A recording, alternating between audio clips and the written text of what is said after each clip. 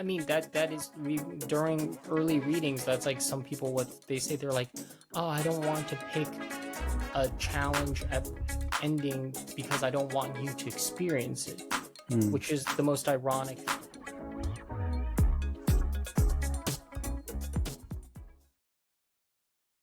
And welcome back to the Broad Street Review podcast. I'm your host, Darnelle Radford, and today I continue the coverage of 2025 Philly Fringe Festival.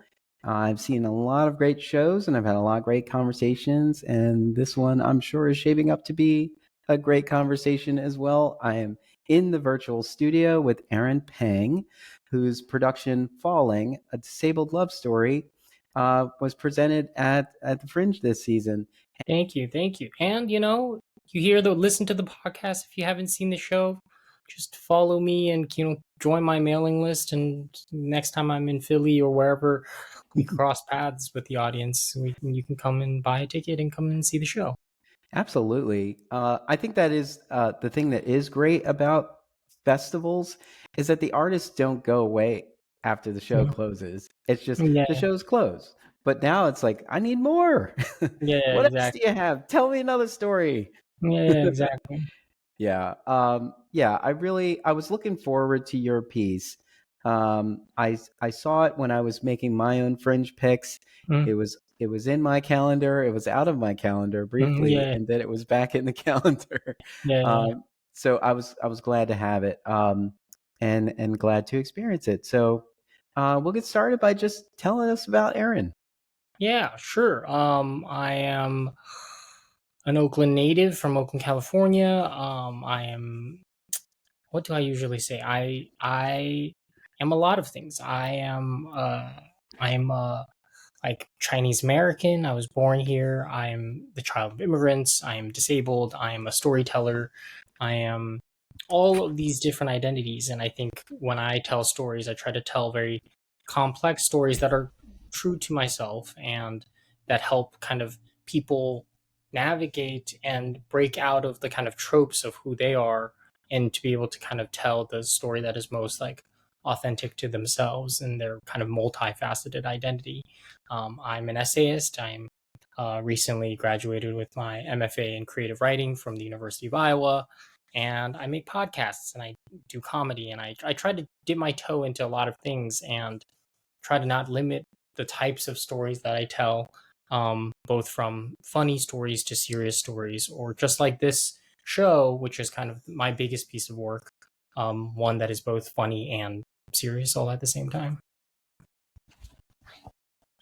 Cool. So you also mentioned that you're a choir boy, or that you were a choir boy. Are you still singing? Do you sing professionally now? I don't sing professionally. I haven't sang professionally in quite some time, probably since I was a child. In terms of like house, I like did a cappella in college, but that was much more like messy and silly and stupid. But no, I don't sing like professionally anymore.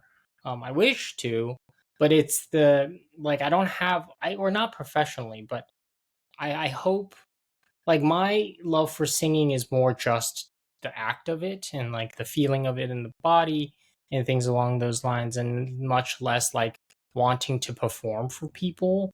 And it's very hard to find groups of like a group to sing with that isn't interested in performing but just interested in rehearsing, which is like a weird balance that I'm interested in, making music with a bunch of other musicians without having to really perform for any sort of audience, which is like kind of antithetical to like the way I think about stories and what I want to do with like the stories I tell.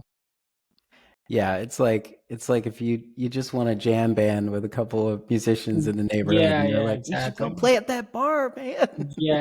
No, it's like I'm never looking. I never need to do another like recital with just our friends and family. Like I just don't need it. And it's also like I want to do a cappella, or I want to do like mainly choral music, and it's that weird balance of needing to find the people with enough skill to be able to do that, but also not care about performing, which again is like a very strange animal. Yeah, it's also interesting to have so many years of it under your belt, and then it's just in the fabric of who you are. Yeah, it's like it's who I am. Yeah, I am a choir boy and I'm a choir man now. I guess that's a weird way to put it, but yeah, it's that like inevitable part of you feel that about yourself, and then you look around and people don't really know that about you, and you're like, huh, like it's a little strange, but it's like yeah, it's a part of who I am. Cool.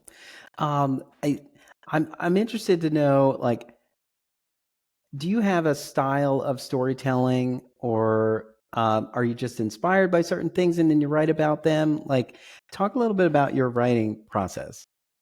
Sure. I mean, the style for me is like where I started with storytelling, at least is in the most like traditional form, right? Like with the moth story, try to keep everything in like a tight 10 minutes, 12 minutes, right? Like, or like a 5 minute for the open mic, right? And those stories are really, they're really amazing. They're really a great way to like look at the kind of diversity of people. And that became my aesthetic of what my a lot of my work looks like. But I also think that a huge part of my work is trying to break out of this pattern and to either move into things that sound more casual or things that are even more like lyrical or like kind of more poetic, right? What I am best at is what you saw, right? It's this type of like I'm just on a stage and I'm not necessarily acting a lot. I'm not doing a lot of characters, but I'm just walking you through something that happened and then trying to extract some meaning out of it. And I think that for me, like my mode is mostly sincere, right? Like it's funny in relation to the piece, like the things that I care about are very sincere, which puts me in this kind of middle ground between theater and comedy where like I want to make jokes so that people can hear the sincere message when like a lot of stand-ups for example are like kind of cynical or they're like there's no necessarily sincerity is not required for the art, right? And then theater sometimes takes itself quite seriously and and and I yeah, I'm just kind of in this in between where I'm like doing this like Spalding Gray. I'm in the middle of I'm just sitting telling you a story and trying to be as bare bones about the work as possible. um how this piece came to be was this was a story, so it references this was a story that I've known that I wanted to tell, right? It's the story of this kind of coming of age, how to find love and how to find sex story. And I think my journey is interesting and different, and I don't want to spoil it, but it's like it kind of walks out of the traditional norms of what we think people do to find sex or love and things along those lines. And I've always wanted to tell it, and I wanted to tell it with making it really explicit about disabled sex, right? To not have the like, and then we fade to black and we know the sex happens. It's like, no, like I actually want to talk about this thing. And so it just became like, how do we tell the story without just telling the story? And I wanted people to be able to reflect on their own experience of it. And yeah, it started as a piece that I performed that I worked on for my grad school. This was my like grad school thesis. And so yeah, like that's kind of where it all started. And what was the response in grad school? Like, I mean, the how did response the was like audience receive it? I was in like a book writing MFA, right? Like where everyone's like writing for the page. And so it wasn't like a theater MFA. Um and so like a lot of people didn't know how to respond to it because it is quite like legible and there's this like fun twist in the middle, and the response has always been positive, right? The response has always been like because there in some ways it's like because there's so little like disabled art about disability, like there's a lot of art about illness, about the journeys of illness, and like in some ways I've seen friends who get excited like in this really kind of dark way where they'll like have like I know a friend who went into the hospital for a few days for this like really intense thing, and then you could tell they were really excited to tell that story because now something has happened, right? And I wanted to take a step further and to tell a story that is like very complicated with disability, but like the disability isn't necessarily like it is the core, but it isn't like a plot point, right? And so the feedback was people were like, we like it, but they didn't know exactly how to like make it better or provide feedback because there's so little like disabled art like this, right? People don't have the expertise to give feedback. They're just kind of receiving it. And the reception was good. Cool. And so there are elements of this piece that I really enjoy. For one, it's like you're in real time sort of analyzing the audience Mm-hmm. by acknowledging what we've all done. Mm-hmm.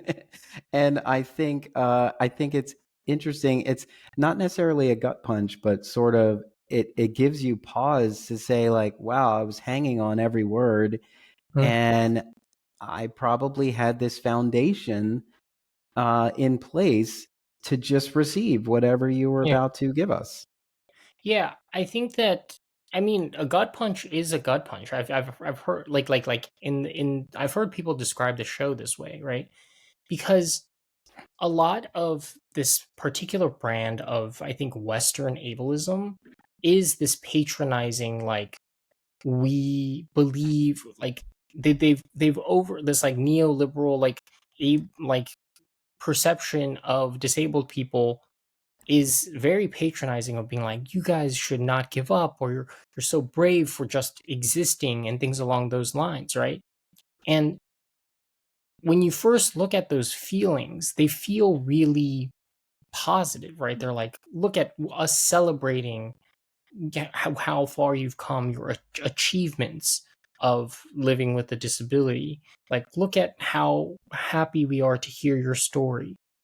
And but there's like in some ways like there is an inherent like this kind of over positivity is kind of um it seems great, and so like critiquing it feels petty, right? Mm. Sometimes, right? And so like it isn't until you see that it is a larger pattern, right? That everyone feels this way, that there's only like kind of one opinion. I like in the show I talk about Forrest Gump, right? Where it's like this movie is just about this man who has like a semi developmental disability who but he's able to run, and so there's this like really like everyone enjoyed this movie so much back then because we collectively have this really clear understanding of what we think of what he's able to do, and if he's able to exceed that he's like a hero, right? And Mm. so critiquing those good intentions feels really hard without doing it like live right there when you're catching people in the moment. And so the show is trying to get you to feel your feelings and to see how you're reacting, and how a lot of how audiences watch not just my play but plays in general is actually not just about what is in the play but what is our expectations and what all of this kind of like unsaid information that they're receiving, right? If they're Mhm. like be it race or gender or queerness or any of these things, it's like you see a person on stage and an infinite amount of judgments are made instantly, right? And like and that actually affects a lot of how a piece is received. But specifically around disability, there's a lot of this like patronizing, oh my god, you're so amazing, you're such an inspiration, congratulations, even before I even start saying anything, right? And that isn't about the art, it's about the audience and have their own expectations, and I wanted to catch the audience like in the middle of that. Yeah. And it's so great the way you do that execution, because there is a mindset in theater that when you sit down in the theater, everything is polished and perfect Yeah. and ready for this audience to be presented to. And I, you know, perhaps it's a society view that someone living with disabilities isn't that perfection they're looking Mhm. for on stage, which is also very interesting because not all disabilities are visible. Yeah, yeah. And so we form this opinion based on what we're seeing. And it's always in contradiction to what Hmm. we actually know. Yeah, yeah, Yeah. yeah.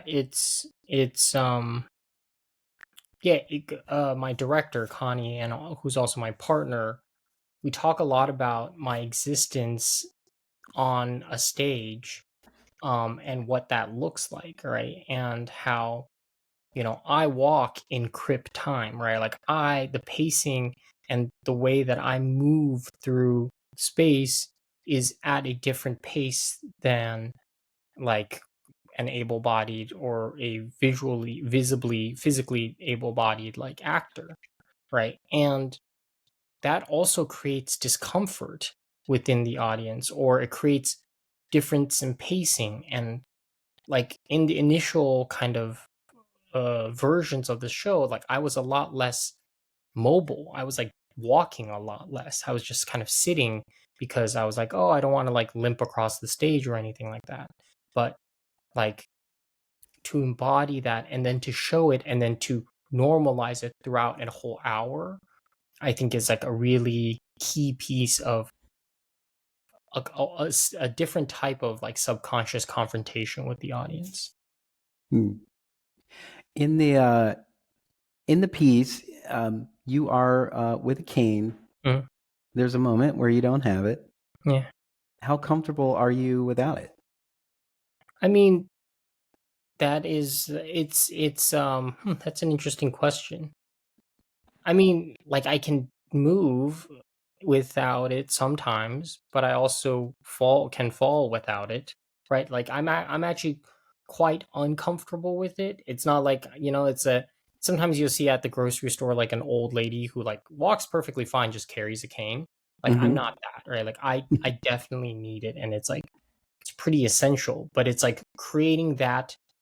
It's funny because sometimes I call them stunts where it's like I create this true discomfort for myself, right? And then the audience projects even more discomfort, Mm. where it's like I'm not walking on a high line 100 feet above off the ground, right? Like I'm just like kind of limping across the stage, and you can feel this like teetering, like, oh my god, is he gonna fall, right? Like it, Mm.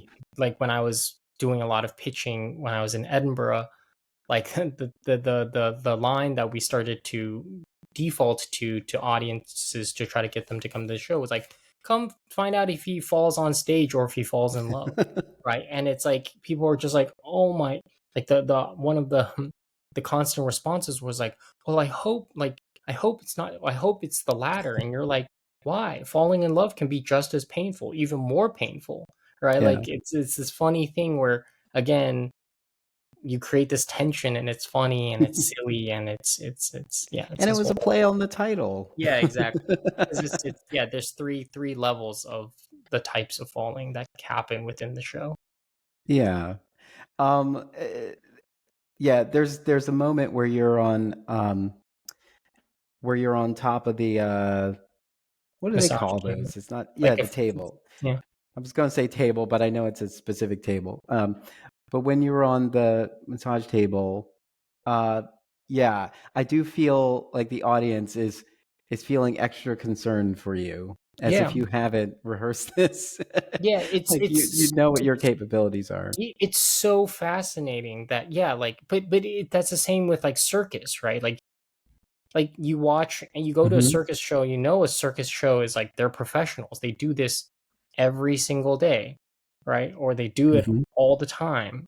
They have trained to be able to stand on a chair on top of a rolling thing that is balanced on their, like, to do a handstand. They know how to do this.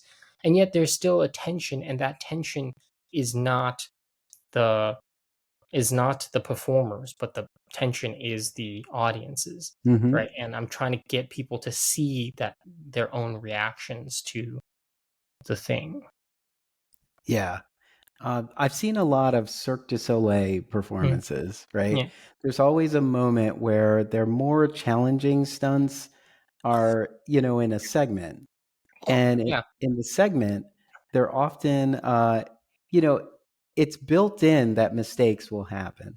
Yeah, yeah, yeah. It's about keeping everybody safe. And so sometimes they get to like a height where it's Mhm, just like, I don't know if they're going to make it. mhm. And if they don't make it, the audience is still rooting for them. Yeah, And yeah, it's yeah. like, no, you'll get it next time, and then they finally do it. And everyone's like, yeah, that's what we Yeah, yeah, came for. But we yeah, came for that whole process of like, yeah, yeah, I know you've practiced and you're good at this, and it still may not work out. yeah, yeah, yeah. And so if it does, we're just celebrating the fact that we saw it. Yeah, and for Cirque du Soleil, they're doing something that very few people can do. But Hmm. my stunt is does exactly the same thing, but I'm literally just like standing up from the ground, right? And Mm. it's just this like you just look at the difference in expectation and in ability, and you can create that tension without having to be 100 feet off the ground, which I find very delightful and silly. Um, because it's still a kind of manipulation and playing with the audience in this very particular way. And so you brought this piece to Edinburgh this year? Yeah, yeah. And so what was that like? How long did you stay and what was the I was there experience for the like? full month. I did the full run. Oh, Um, wow. it was really hard, really fun, really chaotic. It was like very expensive. Mhm. It's very interesting because like even though it's an international festival, it is still very like UK based, right? And so Mhm. there's this very interesting thing of seeing the UK audience is actually quite different from the American audience, right? Like Americans are way more down to laugh about disability, to be like on the inside of the joke. They're way Mm. more like it's way easier to get them to be like, oh yeah, we're like comfortable laughing about this thing now. There's a part of like the UK culture of being proper and things along those lines that they're like much less comfortable laughing about disability Mm. because of whatever, right? And it's this like very surprising thing. So the audience is a lot more quiet in Edinburgh. The second thing that we experienced because it's such a big festival is that like disability is not, it's like a niche subject, right? Like in terms of like minority identities, like it is probably the least well represented in terms of like there isn't a movement being like about like disability representation, right? Like and disability is such a diverse group of like, autism and my spinal cord injury all fit within the same like category when Mm. inherently our like experiences are like wildly different, right? And so um and because it was so easy to see what audience chooses, like in the show I critique people's want for a happy ending, and it's like people when they see stuff when the show is called Falling, a disabled love story, the word disabled is actually a little bit dirty or a little bit like not exactly appealing to a lot of people. And that was quite surprising and felt quite different than like kind of American audiences who are way more down for like not just the weird, but like something that might be challenging because we felt it in the way that people were selecting tickets and stuff like that. Like we got plenty of audience members. Like we did well for a first run, but it was also this very distinct thing where you're like, like it's not like people would prefer to go watch a show that is just pure good feelings and happiness Mm. rather than a show that might have some discomfort in it, Mm. especially around disability. Yeah. Um, did you have to change any elements of the story for an international audience? I mean, Like I know sometimes jokes don't land, oh yeah, because sure, they're sure. Like I mean, the joke about Costco is like very hard to land because there isn't like a like Costco exists in Scotland, but also like it doesn't have the institutional like memory that Costco has in the States, yeah. right? And so like yeah, we had to adjust some jokes. I didn't adjust that joke in the end because you're like there's literally no like equivalent in the UK. You can't be like Tesco or like Sainsbury because there's no like Yeah. membership thing, right? But I'm trying to think. I think that like I was always hesitant to lean into because there's that moment where I reveal so there's like a choose your own adventure aspect to the show at the end, right? Yeah, Hmm. they get to pick one ending where they hear about like my frustrations with my disabled body, or an ending where I get to talk about like the new pleasures that I've learned about my disabled body. And this is like, there's a choose your own adventure. And I think the things that you heard in your performance, that final moment where I talk about how, the results of this vote, and how it's been, how like it's kind of a very one-sided vote all the time, right? um that that people always choose this, like they want to hear about new pleasures. Mm. um like that, that text and what I say at the end of that reveal of the like the how often people choose this happy ending got really refined during my run there, because I really wanted to drive home the point. And so like initially I would just reveal the score and be like, you guys always pick the happy ending, without saying a like and therefore.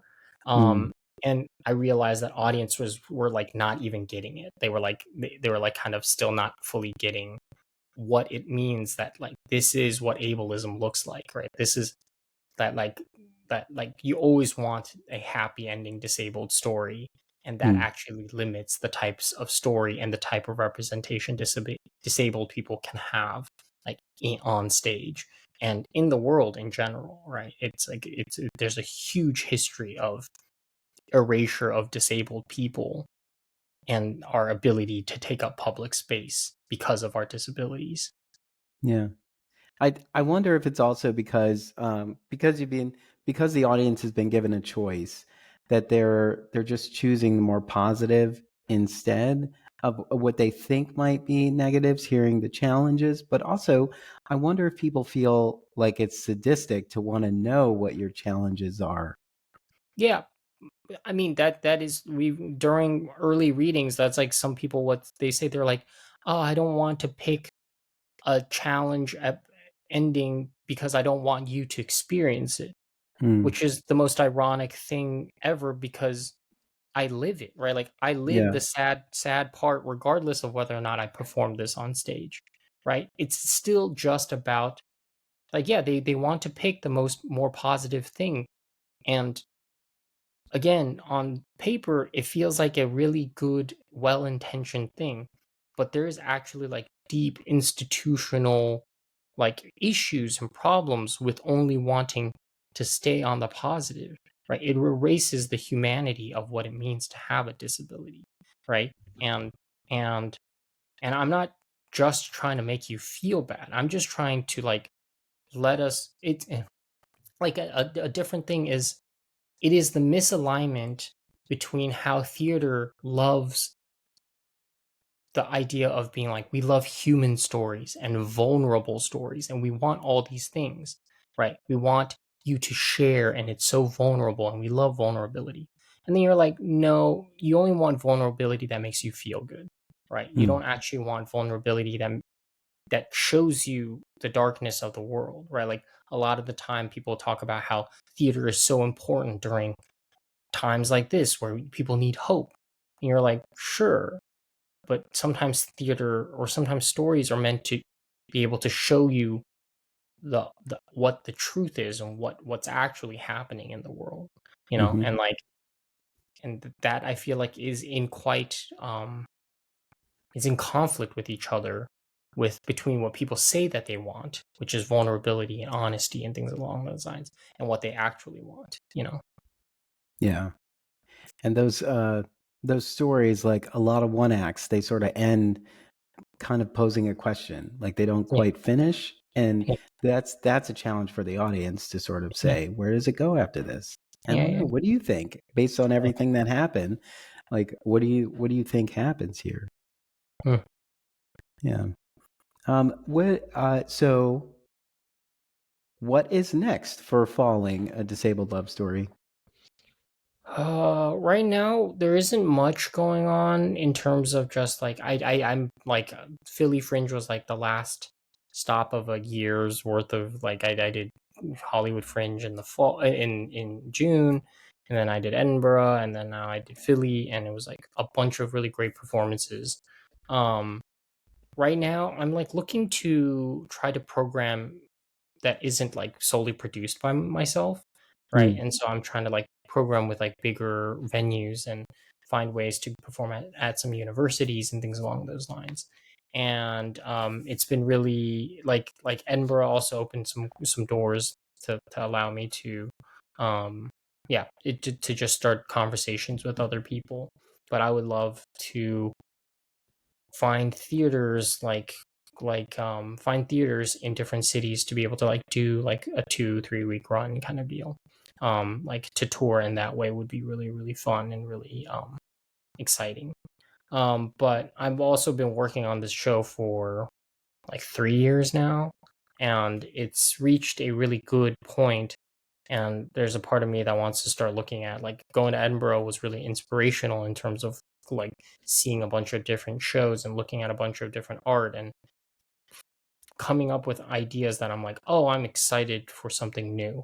And mm. that has been yeah, that there are there are some stories that can happen that I want to write, but it's a blank page right now. And justifiably so. Mhm. You know, you're at the end of a crazy run, you know? Yeah, yeah, yeah. Yeah, Um, and it's still also just feels like the beginning of the like life of the show in terms of reaching like larger audiences, right? It's like it's great. Like I had pretty good audiences at Philly Fringe. It was like 15 to 30 people, which was like great. You know, like mhm, I'm not complaining at all. But I would love to be in theaters with like more support and to think about the show with like to push the staging of the show and maybe mhm, even the tech and the design of the show. Because the show is quite like lightweight right now. mhm. Yeah. Yeah. I've asked every artist in the festival this because I think it's important for people to understand this about artists. What do you need as an artist in order to allow your work to shine? Hmm. What do I need? I mean, the very practical answer is money, Mhm, but that's just a very like because I think it's so much of it is that they're it's like you just can't reach people, right? You can't be like you know like if I'm promoting the show by myself, it's like it's really hard to reach a lot of people.